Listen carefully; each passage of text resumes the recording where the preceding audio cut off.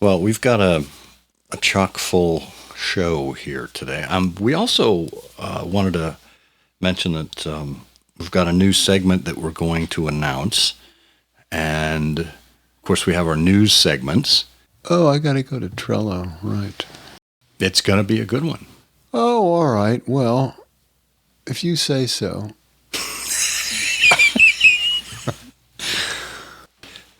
Support for I Hear of Sherlock Everywhere comes from MX Publishing, with the largest catalog of new Sherlock Holmes books in the world. New novels, biographies, graphic novels, and short story collections about Sherlock Holmes. Find them at mxpublishing.com. And listeners like you who support us on Patreon or Substack, sign up for exclusive benefits at patreon.com/ihearofsherlock or ihearofsherlock.substack.com. I Hear of Sherlock Everywhere, episode 287, Legends of the BSJ, Edgar W. Smith. I hear of Sherlock everywhere since you became astronomer. In a world where it's always 1895, it's I Hear of Sherlock Everywhere, a podcast for devotees of Mr. Sherlock Holmes, the world's first unofficial consulting detective.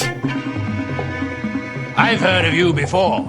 You're Holmes the meddler, Holmes the busybody, Holmes the Scotland Yard Jack in office. The game's afoot as we interview authors, editors, creators, and other prominent Sherlockians on various aspects of the great detective in popular culture. As we go to press, sensational developments have been reported. So join your hosts, Scott Monty and Bert Wolder, as they talk about what's new in the world of Sherlock Holmes. You couldn't have come at a better time! I'm Bill Curtis. This is I Hear of Sherlock Everywhere. Now, here are your hosts, Scott Monty and Bert Wolder. Welcome to I Hear of Sherlock Everywhere, the first podcast for Sherlock Holmes devotees where it's always 1895. I'm Scott Monty. I'm Bert Wolder. Just like the man says, and Bert, you're a legend in my own mind. Oh, how sad then. We need to expand your horizons. Oh, come on. Maybe we need to shrink them a little bit. Yeah, that's true. Well, you're a legend in the minds of our listeners, is what it is. Oh, well, I hope not, but whatever we can do. Look, here's the deal. Whatever we can do to have a little fun and to talk about Sherlock Holmes sounds good to me. Oh, well, we have very little fun here, so that's perfect. Well, it's going to be a fun show. As we mentioned in the intro there, we have a lot to cover. And we do not have a guest this time around. This is one where we're being a little introspective. If you recall, last season, we began a series called Legends of the BSJ. We did one about Ben Abramson, who was the publisher of the Baker Street Journal, and we did another of Christopher Morley with Steve Rothman. We actually had Ben Abramson on the show, which was amazing. We had Steve on the show to talk about Christopher Morley. And now it's me and you, Bert, talking about Edgar W. Smith, who was a major mover and shaker in those early days. So it should be interesting. As I said, we also have some, obviously we have the news coming up. We have an announcement to make. We have the quiz right after our main topic here, so there is plenty to fit in. Just a reminder, the show notes, as always, are available at ihearofsherlock.com. You can sign up there for email updates, for the text-based updates that we do on the website. You can also sign up for those on Substack as well. But just check us out there, and in the show notes, there are links to support us on Substack or to support us on Patreon, whatever works for you. And we do appreciate your patronage either way. So it's ihearofsherlock.substack.com and patreon.com/ihearofsherlock. Everything you need is in the podcast player of your choice. The show notes are right there, and we encourage you to interact with us. If you haven't been to the MX Publishing site in a while, well, you need to get over there and check out the new material.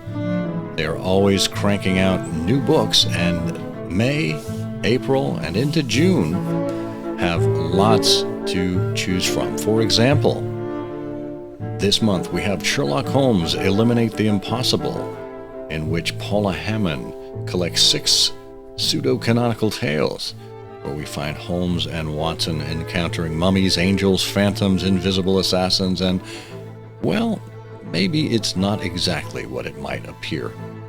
And then, in May, Mrs. Hudson for the Defense finds Sherlock Holmes coming back to London from the Sussex Downs to help out Inspector Lestrade and his ally, former landlady Mrs. Hudson.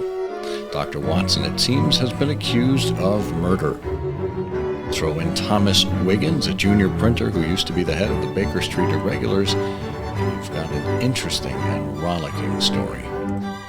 And finally, on May 22nd, to celebrate the birthday of Sir Arthur Conan Doyle, it's the 2nd edition of The Monographs, Becoming Sherlock Holmes. The first set was comprehensive, but an introduction to the world of thinking like Sherlock Holmes. From looking at the practices of neuroscience, we can develop our own emotional control and sharpness of our minds, just like Sherlock Holmes.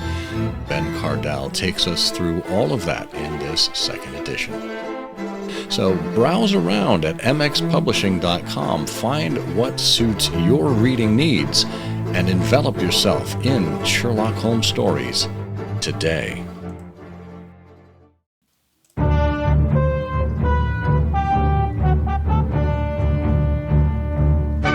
Okay, all the Sherlockian news that fits into this episode. Where should we begin with our newsy news? Where should we begin indeed? Well, it's the 40th anniversary of the Great Granada soundtrack by Patrick Gowers, and that won't surprise anyone because we've recently been talking about the anniversary of the Jeremy Brett series, but one of the great features of that series was the very distinctive and memorable theme music and other illustrative music by Patrick Gowers that punctuated the entire series. And that is now available as a 40th anniversary Digimix CD. And I'm sure our listeners are very familiar with the music and may have other versions of it, but if you don't, now is a great time to get the latest updated compilation of it. Yeah, I mean, it's the same music, it's the same soundtrack that you've heard before, but it has been digitally remastered. And I picked up a copy, and it sounds fantastic. I've always been a fan. I had it on cassette originally back in the late 80s, early 90s. You know, my father told me about cassettes. They were popular, huh? Well, I'm surprised you haven't picked this up on 8-track yet. I've still got the reel-to-reel. Oh, good. I have that in my car, but it's the extension cord back to the power. That'll always do it. I can only go sort of to the end of the driveway. You know, the first instance of playing recorded music in cars that I can find, it went back to the 1930s, I believe. They actually hooked up a phonograph to the car. And as I looked at it, and it looked like just a lovely integration, Art Deco. It was just beautiful to look at. But can you imagine going over any kind of bumpy road and the skips that you get in your music as a result? Well, it was a great innovation in the 1930s because before that, you had to travel around with somebody who was playing the clarinet and a saxophonist and a guy with bongos. And there was only, the cars were bigger then, but not that much bigger. Yeah. Well, that was the touring sedan. You get the touring band with them. Yeah. Well, sure, but that was the Ford wagon pit. And so in the back, where they had usually had luggage from the airport, when you got off your biplane, you could put your suitcase in the back of the car. Instead, they had music stands, and it was a big innovation. That's great. And when you get in a fiery car crash, the orchestra stays there and plays while the car burns up. It's amazing. Yeah. Yes. They play until the ambulance comes. And then they lay down. We'll have a link to that soundtrack if you'd like to pick it up. We also have news of a new book by Brenda Rossini. Brenda has been a correspondent of ours before, and this is published by MX Publishing, our sponsor here. And it is a new book called Oscar Slater, A Killer Exposed. And she does some very deep research on the murder of Marion Gilchrist and the trial and conviction of Oscar Slater for murder, which, of course, Conan Doyle came and had a long campaign to eventually free Slater from prison. And if you recall, we had Marguerite Fox on, I think it was episode 149, Conan Doyle for the Defense. Might be interesting to pick up Brenda's book here and compare it to Conan Doyle for the Defense and see who you believe. Rossini's conclusion was that Slater was actually guilty of the crime, and explains in her book why she thinks others were wrong about his innocence. Wow. Interesting. Well, and if you're still in the book reading mood, you can check out Round the Red Lamp, Being the Facts and Fancies of Medical Life. This is from the Edinburgh University Press. It is not cheap. It's £100, but it's the third volume in the Edinburgh edition of the works of Arthur Conan Doyle. And it includes the text of the book, 2 stories that were added to the Crowborough edition, detailed introductions, comparison of the first serial appearances and first editions, the text of 2 plays, essays, letters, explanatory notes, and the next volume in this Edinburgh edition series will be The Adventures of Sherlock Holmes. So you want to check that out. Do you have any of those books? I do not, unfortunately. I don't either. It's a wonderful series. The editors are not, I think they're working for free, as I remember some of the things that I've read. But the value of it, they have an edition on memories and adventures. And I was not aware of the variations in the various published versions, but there really is an enormous amount of information and detail that they're publishing and gathering for the first time in these annotated editions. So it's interesting. Roger Luckhurst has edited this for the Edinburgh University Press. Excellent. And then we also have something that our friend Sean Wright told us about, the great voice artist Dawes Butler, who put his vocal thumbprint on some of the most iconic cartoon characters of the 1950s and 60s and 70s and more. Dawes Butler participated in This Here Is Your Life, Sherlock Holmes, which is a parody of the old television and radio series This Is Your Life. And this was performed in 1976 at a meeting of the non-canonical Calabashes, and it was written by Dawes Butler and other people. And that is available through Audible, and it's an very interesting part of the multifaceted career of a great artist, Dawes Butler. Well, he's fun to listen to regardless of the content. So make of that what you will. And then finally, this is just recently we found out that our little program here has made the top listener charts on a podcast platform called Good Pods. We were number 10 in the top 100 mystery weekly chart. And we've also been number 14 in the top 100 mystery monthly chart. Number 24 in the top 100 hobbies chart. and number 45 in the top 100 books chart. So you can check them out at goodpods.com. And it's a wonderful way to not only discover other podcasts, but to share what you're listening to with other people in your community. So check us out there, and hey, give us a star rating or a review if you happen to be there. It would help that ranking as well.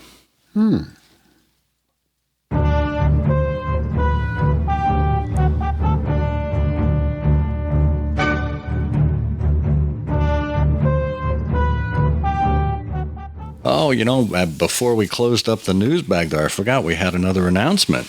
It's not really news. Well, it's news to our listeners, but it's not news. We have a new segment that is going to be integrated into I Hear of Sherlock Everywhere. It is a collaboration that we are doing with Madeline Quinones. Now, Madeline is a podcaster in her own right. She does the dynamics of a podcast about Professor Moriarty. Well, I talked to Madeline in Dayton. She did a lovely presentation really about Sherlockian podcasts and mentioned our programs, but also all the others, which was really terrific. It really was. And unfortunately, I did not see it myself. I saw the initial slide that showed the timeline there, but interestingly enough, it is going to be that topic that will lead this new segment.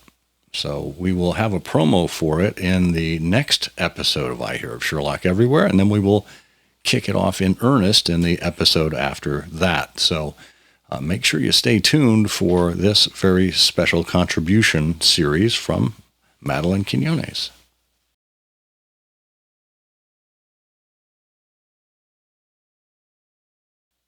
Well, it is Edgar W. Smith time. Boy, what a legend, not only of the BSJ, but of the Baker Street Irregulars, and I would argue of General Motors as well.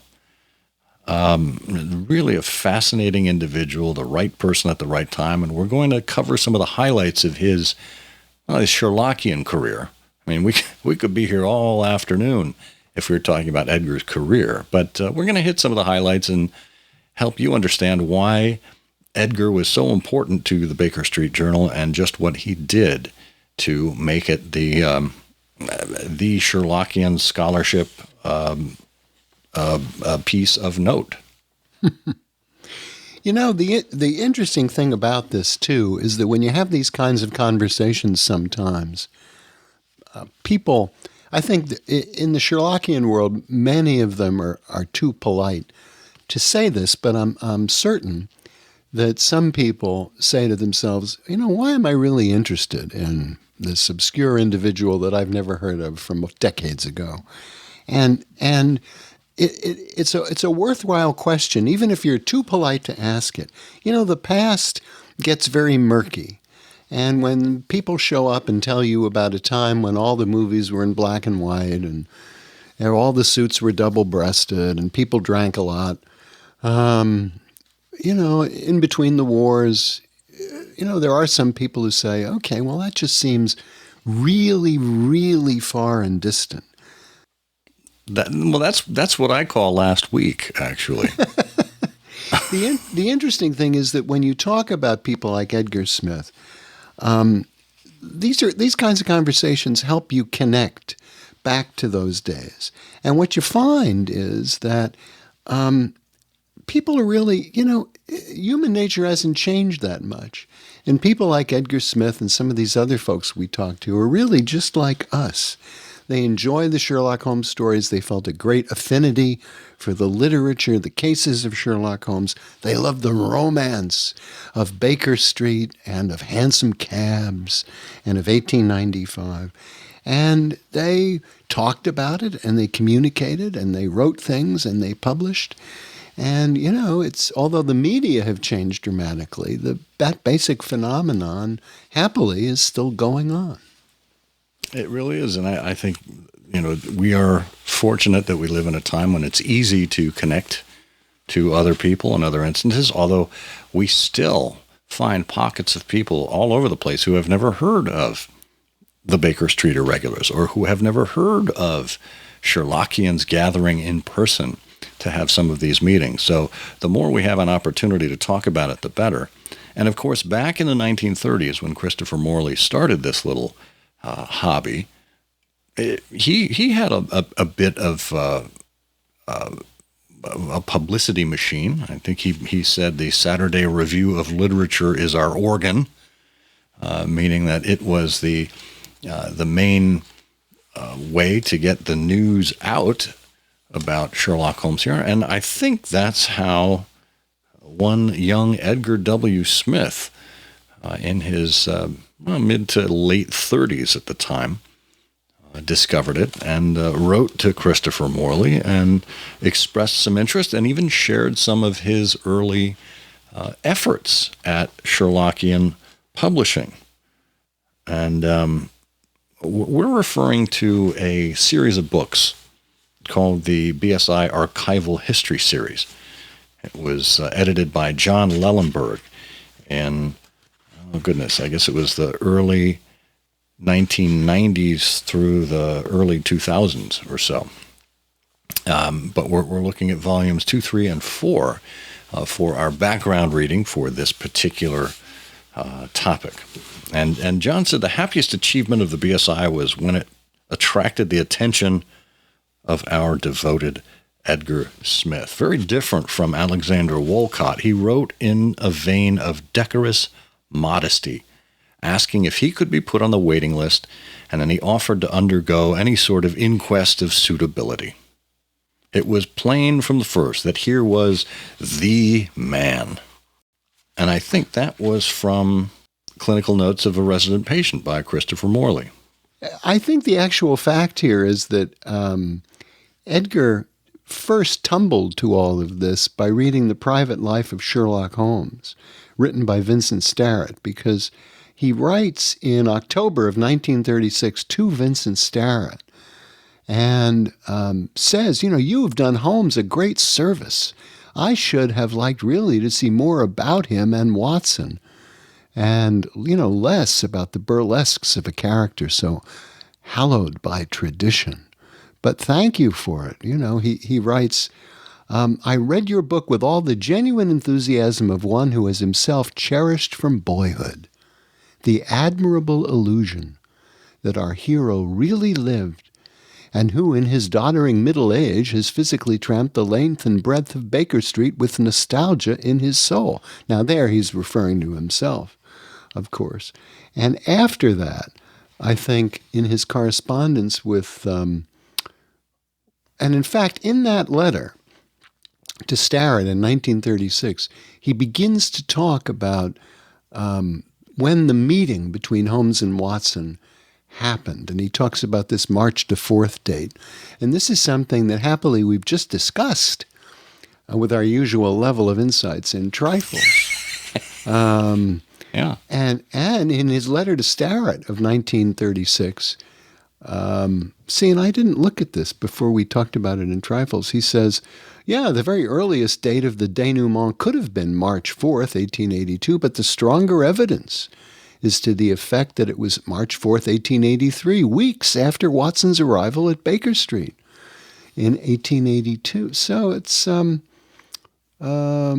interesting, but it was after that, I think, that he then discovered Christopher Morley and the Bowling Green column in the Saturday Review. Yeah, so let's recall that the Baker Street Irregulars first met in 1934 in quick succession, and then there were no annual dinners in 1937, 37, 38, or 39. So there was kind of a pause in Sherlockian activity at that point.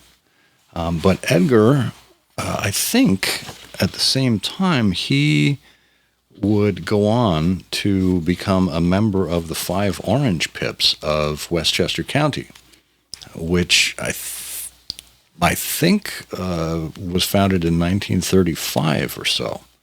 Well, I thought the Pips predated the BSI. Oh, okay. Well, if that's the case, then it would have been sometime in 34. But Smith found out about them in 35 and was added to the roster not long thereafter. I think there's a chapter here by Richard Clark where he talks about Edgar joining the Pips. Yeah. Oh, well, you're probably right. See, the interesting thing about this sequence of activities, and we do want to talk about Edgar, rather than the chronology of Edgar. Right. But he writes to Starrett in October of 1936. And then he doesn't hear back from Starrett until the following year because Starrett was overseas, wasn't he? Starrett says, I'm just back from China after an absence of 2 years, and I find hundreds of letters awaiting me, which my brother did not trouble to forward. Oh, and at poor that guy. point, they get into more active correspondence, and these things sort of percolate along.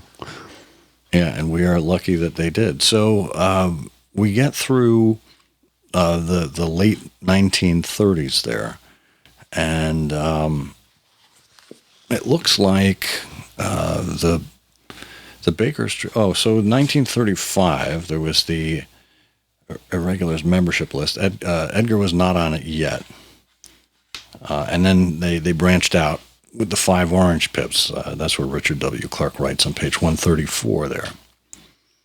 Edgar did not make it to the 1936 dinner, so then he had to wait those 3 years. And by the time those 3 years were up, Edgar was already hard at work on his publishing house. He called the Pamphlet House, that informally put out occasional pieces of scholarship by himself. I think Appointment in Baker Street was his first one, which was kind of an early take on what we would know today as like the Encyclopedia Sherlockiana. It was a book of references of people and places and names and whatnot. It was Edgar's way of kind of creating a bit of an index for all of these goings-on in Baker Street. And he published that in 1936. And, he basically had a furor scribendi for the next 3 or 4 years until, he captured the attention of Christopher Morley. And Morley, seeing this energetic young executive who had ideas about resurrecting the BSI and organizing things and being more administratively minded, Christopher Morley basically turned it over to Edgar and he said, please, it's yours. Let's... If you're this interested in getting things going again, then run the dinner. And that's exactly what Edgar did.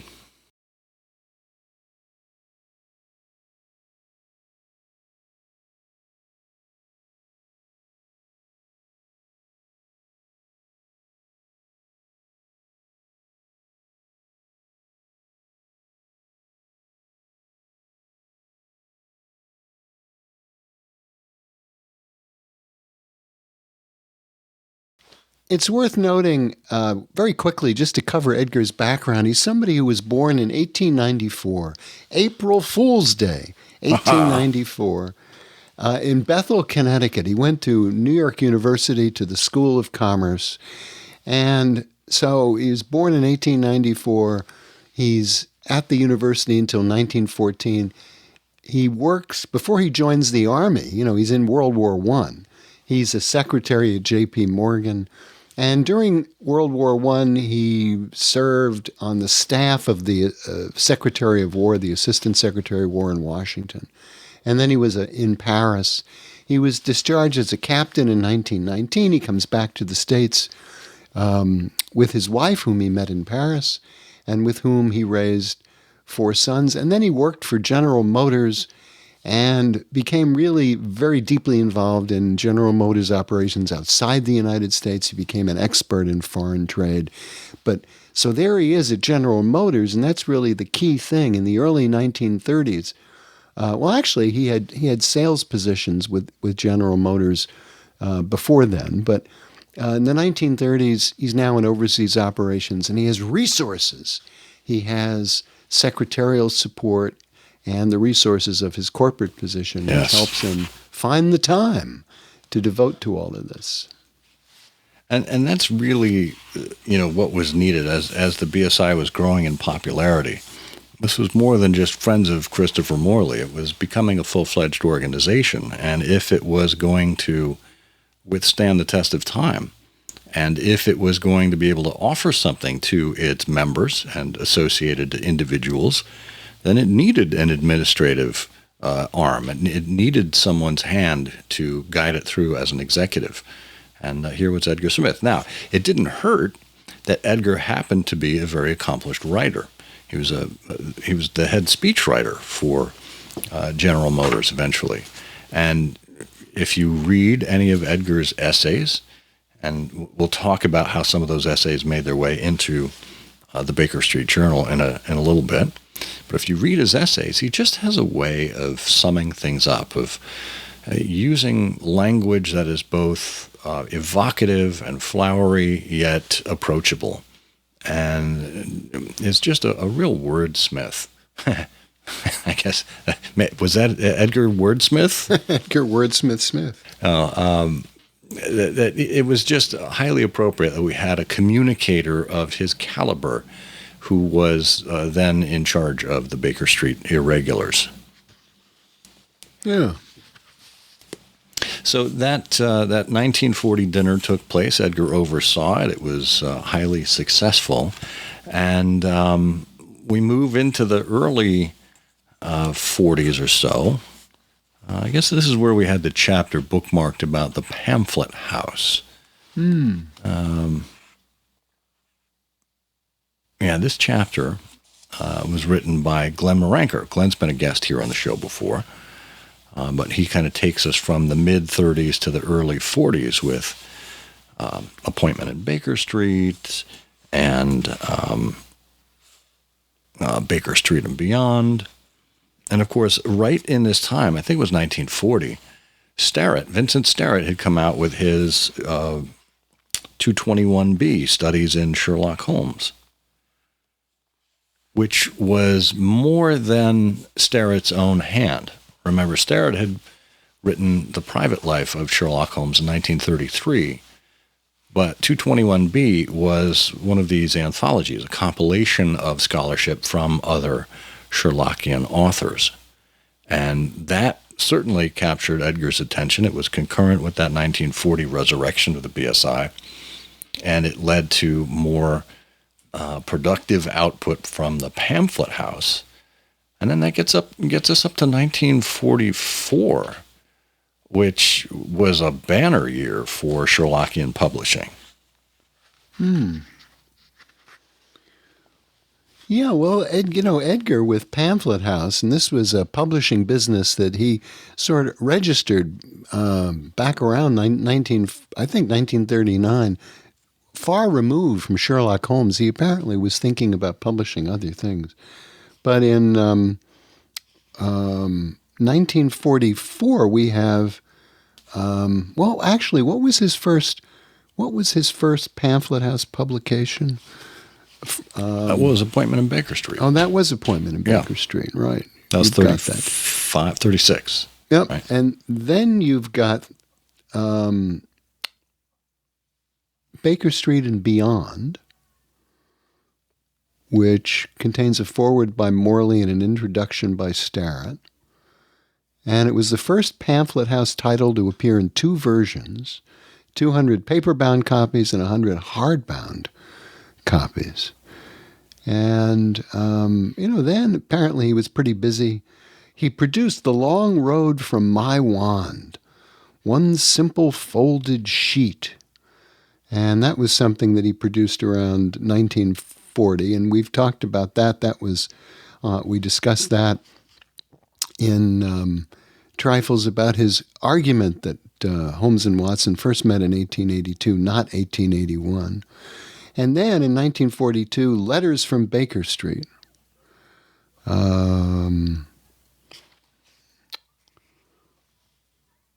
Absolutely fascinating. And then in 1943, a Baker Street songbook, 13 songs by Harvey Officer, plus the score of a Baker Street Suite by Officer for violin and piano. And then 1944, a Baker Street four-wheeler, which collected material that Edgar had not been able to use in his earlier Profile by Gaslight, which wasn't published by Pamphlet House. It was published by, an established publishing company earlier that year. And so Edgar puts out a Baker Street four-wheeler, which has got 16 items, essays and poems by contributors, excerpts from The Man Who Was Wanted, and the plot for a Sherlock Holmes story, which had appeared the year before in Hesketh Pearson's biography of Conan Doyle. And there you are. And then the next one, I think, Pamphlet House puts out Baker Street Inventory. And that had begun long before the Baker Street four-wheeler.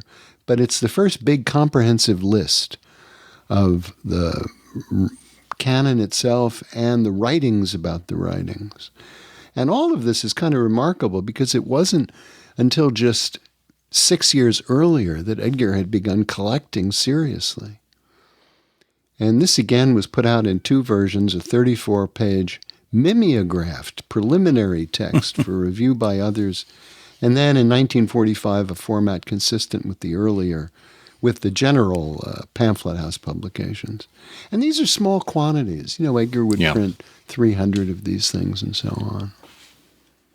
But it was this publishing furor that caused Edgar to realize that there's a following out there. There are groups of people who are interested in this kind of material. And when we get to 1944, this is interesting because this was a year when there were two BSI dinners. The first was the traditional dinner in January, but then the second was what was called a Trilogy Dinner. It took place on March 31st, 1944, and it was more than just Baker Street irregulars and invited guests. It was spouses, it was a wider array of people, because they were celebrating the publication of not one, not two, but of 3 Sherlockian books in the spring of 1944. The first, as you mentioned, is Edgar's Profile by Gaslight. And then, of course, we have Ellery Queen's The Misadventures of Sherlock Holmes. And then finally we have Sherlock Holmes and Dr. Watson, A Textbook of Friendship by Christopher Morley. So a wonderful opportunity to celebrate all of these at once. And it showed the breadth and depth of Sherlockian scholarship outside of these specialty presses like the Pamphlet House. You had Macmillan and Schuster and, some big publishing houses that were behind these. So that, in turn, I think, gave rise to what sprung up just 2 years later as the BSI really came into its own. And then, how do we get to the journal in all of this? Well, that of course happens in 1946. Edgar was beginning to think about, how can we expand the Sherlockian scholarship that's published, because a lot of people have wonderful ideas, and how do we do this on a regular basis that isn't necessarily waiting for a full book to be produced. And herein we have his conversations with Ben Abramson. We talked about Ben, and we heard from Ben in episode 269. And this was, Christopher Morley's observation that never before has so much been written by so many for so few. And yet they pushed on with this idea, had a wonderfully produced Baker Street Journal that made its debut in 1946.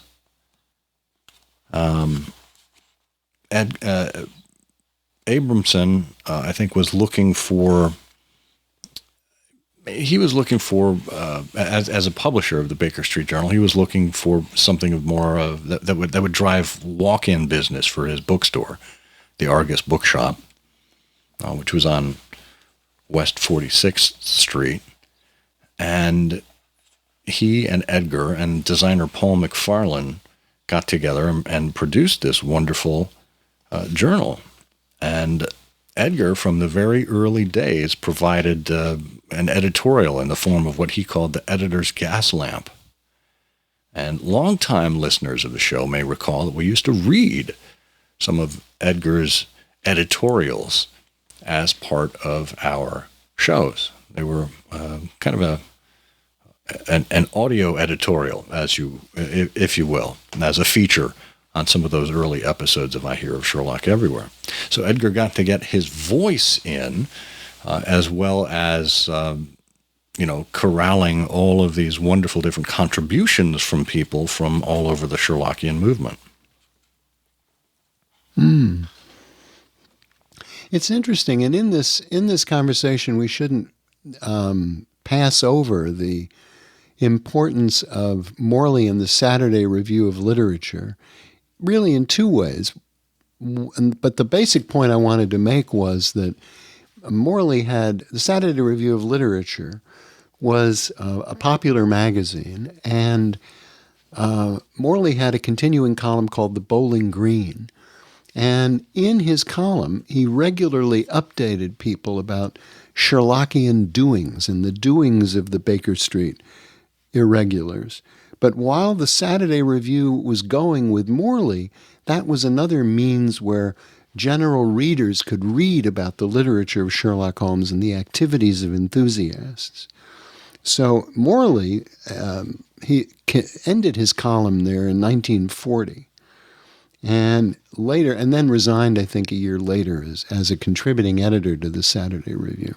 So when that ended, it left a real hole.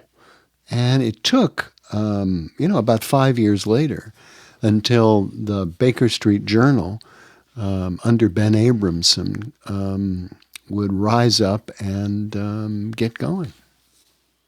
Yeah, and when it was first announced to the membership of the Baker Street Irregulars in October of 1945, Edgar was calling it the Baker Street Quarterly. And he announced that it would be sponsored and published by Ben Abramson. All correspondence of a business nature should be entrusted to your Buttonscombe commissionaire, that would be Edgar, and sent to his Broadway address. And the editor will be assisted and sustained in his endeavors by a board of advisors composed of Charles Hantz, W.S. Hall, Christopher Morley, Ellery Queen, and Lee Wright, with H.W. Bell of Boston and Vincent Starrett of Chicago as honorary members. And he said that they would maintain a level of scholarship for this quarterly, which would hold its circulation to modest figures by assuring the complete indifference of hoi polloi. The first issue, he wrote, would contain 72 pages, and then subsequent issues would depend on the submissions, but it was Edgar's call to arms for everyone to contribute at that point. He said, we'll have 3 hitherto unpublished essays, 1 incunabulum, regular feature designed to make available for wider reading some of the rarer classical writings of bygone days, selection of verses, a pastiche, a 5-page supplement to the Baker Street inventory, a department of bibliographical notes, the usual letters to the editor, a distaff section, Mrs. Hudson Speaks, edited by Lee Wright. And he said particular attention is invited to the fact that each of the science societies and the BSI as well will have ample space in the quarterly to recount each of its doings and transactions as may be of general interest. So here Edgar was proposing to use the journal as a way to advertise for the various science societies in sharing their activities. Yeah, terrific. Wow. And Vincent Starrett rejoiced in the Chicago Tribune column of November 4th, calling it, quote, a dream come true.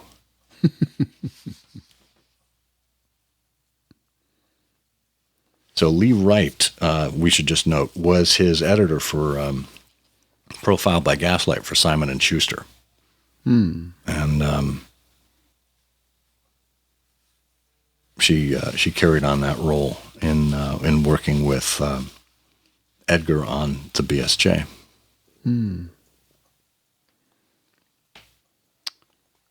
Really terrific. So that's what Edgar oversaw, that then launched in 1946. It would run 13 issues before having to fold because it was a lavish publication, lavish production, and he and Ben kind of overestimated. So they shut down after issue 1 of, I think, volume 4 in 1949.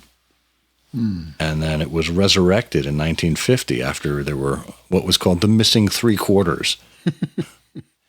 And it was a very modest publication in 1950 by that time. It was 200 copies, and they were just kind of pinned together. Little green sheets of paper as covers. So the first year out was very modest, and then it began to pick up some steam after that. And what was fascinating to me was the addition of the Christmas annual. I think in 1956, it followed on an informal Christmas annual, not associated with the Baker Street Journal, that James Montgomery put together over 5 successive years, I think. And after Montgomery's death, Edgar decided that this is something that should be part of the Baker Street Journal.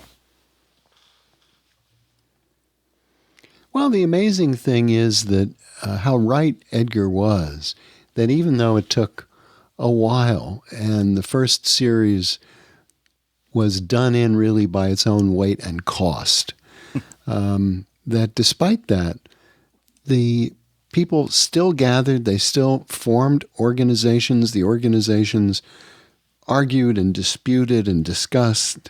They wrote papers. They sent papers to the central organization.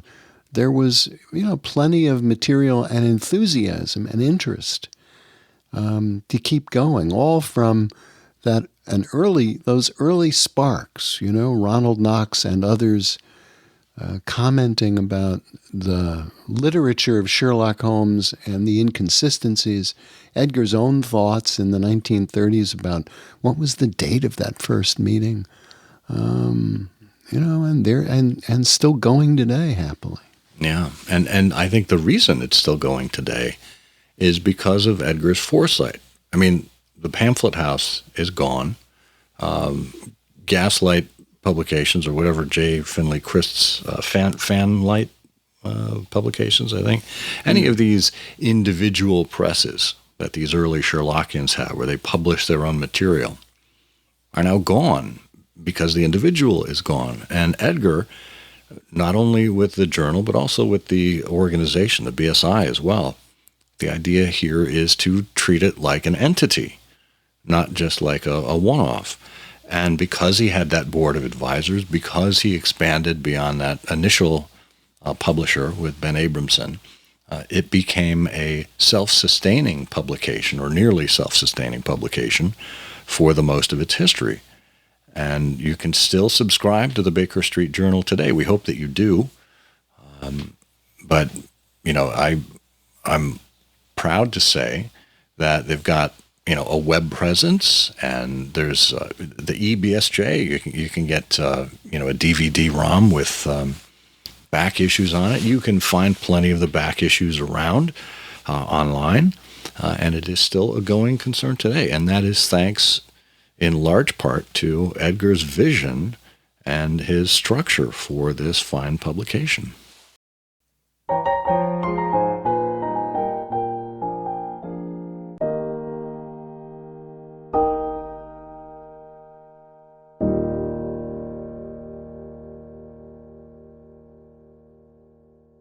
There's probably so much more we could say about Edgar, but we would have to do that in a scripted program, because we could blather on and on and on. And there's lots of stuff that's tangential too. But he was a fascinating individual, and these history series really helped to bring some of that out.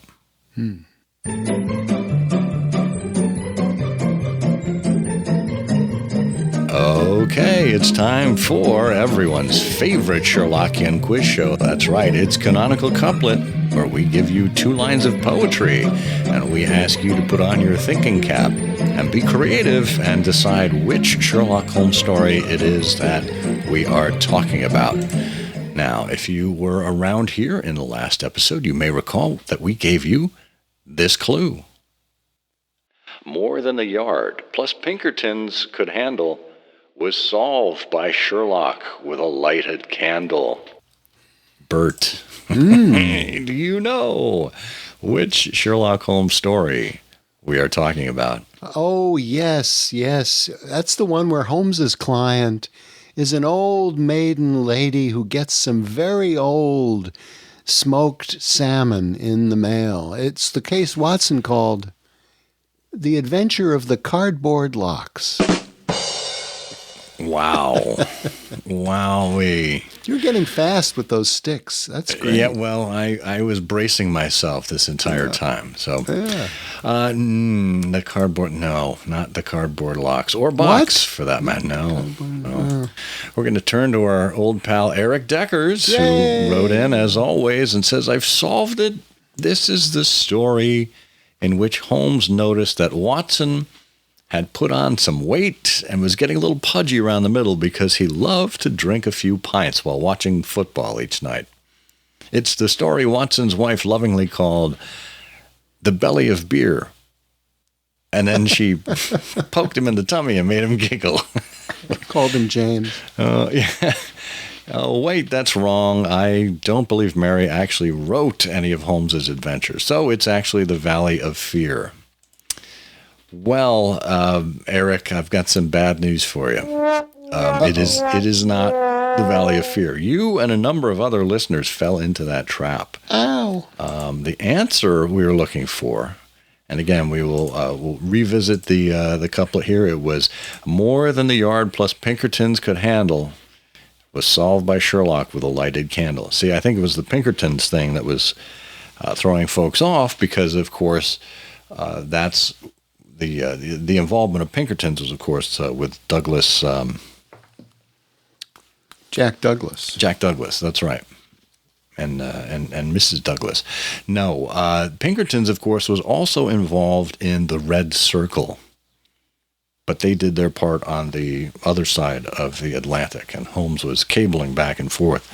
So we were looking for the Red Circle this time around. Yes, and it's because the Red Circle's got that important scene where they're communicating using a lighted candle. That's right. Yeah, that's the key. There is that lighted candle. And I think we did a Trifles episode on the candle too. We looked at codes and how long it would have taken to get up to the letter R or the letter S. Yes. The number of candle flashes. We'll have a link to that Trifles episode in the show notes. I can't remember the number off the top of my head, but we will have that for you. But so we did have a number of people who had guessed the correct answer. So as we always do, we're going to bring out the big prize wheel and give it a spin as it goes around, and we land on number 16. Oh, that's a good number. Number 16. And it looks like that is our friend, Carol Berger. Hooray! Carol, good to see your name again. I'm glad you had the opportunity to play and to answer. We will have, what do we have? Oh, a copy of Chris Chan's book, The Autistic Sleuth. He so generously volunteered to have. So that is going to go to you, Carol. So stay tuned for that. And let's get this episode's couplet clued up. Just a note, our prize this time around is going to be a back issue of one of those original series Baker Street journals, the one that Edgar and Ben Abramson put out. So if you'd like one of those old-timey Baker Street journals, then this is your opportunity. And here's the clue. We learn, amid romantic revelations, what Holmes would think of the United Nations. If you know the answer to this canonical couplet, put it in an email addressed to comment at ihearofsherlock with canonical couplet in the subject line. If you are among all of the correct answers and we choose your name at random, you'll win. Good luck. Yeah. And I don't know if you have any of those old issues of the Baker Street Journal lying around, Bert, but mine still smell like Ben Abramson's cigars. Yeah, that will stay with you, I think. I think you can still smell those cigars at 3 West 46th Street in New York if you go by there. Check it out. Well, he smoked a brand called Inextinguishable. And, you know, he eventually had to go out of business because the fire insurance was just too much. There you go. Well, we are going to be back here again in the next episode with a true interview rather than just the two of us, because this gets tiresome. And I'm not talking about for you listeners. I'm talking about for me and Bert. This is really exhausting. It's much easier when we get to talk with other people and ask them questions and sit back and listen to them. So, but we would encourage your feedback. What did you think of this episode? Should we do this kind of thing on the regular or on the irregular, as we did today? No. Yeah, I'm with you. Your vote counts for about 50, Bert. Oh, well. No, Yeah. It's fun. It's good to revisit these kind of topics. Yeah. Well, until next time, I will be the irregular Scott Monty. And I'm the right-off-the-rack 40 regular Bert Wolder. What a great fit. And together, we say, the game's afoot. Afoot. The game's afoot. You know, I'm afraid that in the pleasure of this conversation, I am neglecting business of importance, which awaits me elsewhere. Thank you for listening. Please be sure to join us again for the next episode of I Hear of Sherlock Everywhere, the first podcast dedicated to Sherlock Holmes. Goodbye, and good luck, and believe me to be, my dear fellow, very sincerely yours, Sherlock Holmes.